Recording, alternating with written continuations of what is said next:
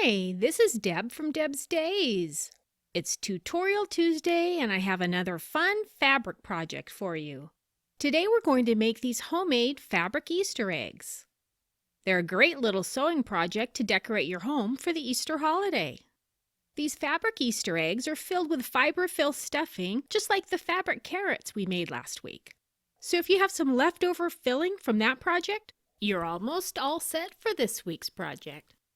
Before I get started, I publish new content frequently, so be sure to subscribe to my YouTube channel and check out the blog at debsdays.com to find even more sewing and crafting projects. Alright, let's get this project started.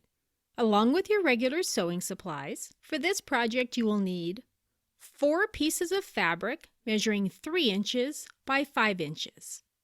I used all the same fabric for all 4 pieces, but you could use 2 or 3 or 4 different fabrics. Fiber-filled stuffing. If you have some pinking shears, we'll want to use those. And the Easter egg template downloaded from debsdays.com. I've added a link to the supply list and the template in the description below this video. In the description, I've also added the link to last week's fabric carrots tutorial, just in case you're interested. We really only need one of the templates cut out, but I gave you extras just in case.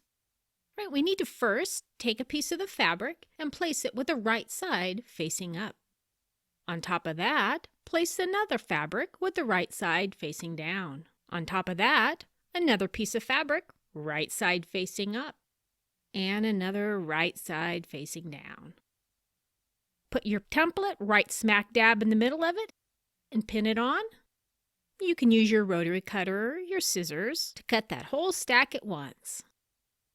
When those have been cut out, we're going to put a mark at the top of, the top.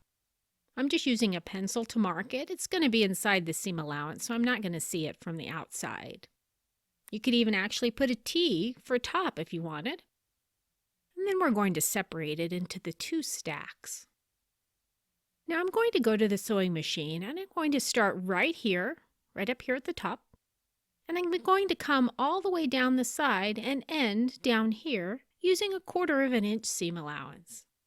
And I'll do the same on the other one with the 1/4 inch seam.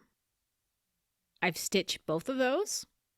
If you have pinking shears, this is where they're going to come in handy because we're going to clip between the stitching and the outside edge to help reduce some of the bulk in the egg.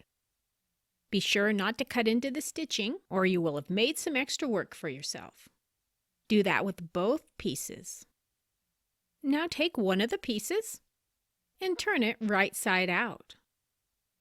Double check and make sure you know where your top is at.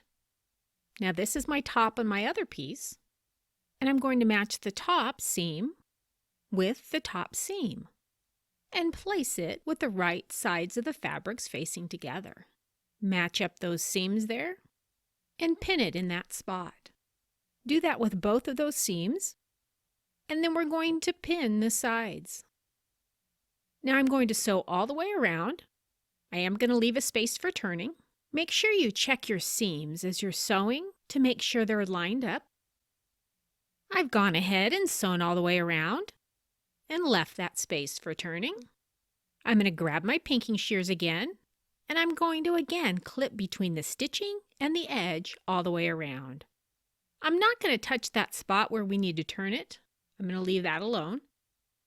When I'm done with my pinking shears, I'm going to go ahead and turn it right side out. And if we did things right, our seams are going to be perfect. And if they aren't, it's okay because we're going to stuff them anyway. You can put as much stuffing in as you'd like. You could have kind of loose eggs. You could have some really tightly stuffed eggs. As I work on mine, I shift it around quite a bit. I even kind of roll it back and forth to make it more of an egg shape. To close it, I'm going to take a needle with double thread that's been knotted, and I'm going to stitch it closed using a ladder stitch. When it's closed, I just feed my needle and thread back and forth in through the stuffing and come out a different side. Even after it's closed, you still can shift it around some. So I roll mine again until it looks like what I think an egg should look like. Do that a few times over and you'll have yourself a nice basket full of fabric Easter eggs ready to decorate with. Remember, I publish new content frequently, so be sure to subscribe to my YouTube channel for my newest tutorials. And check out the blog at debsdays.com to find even more of my sewing and crafting projects. See you next week with another project.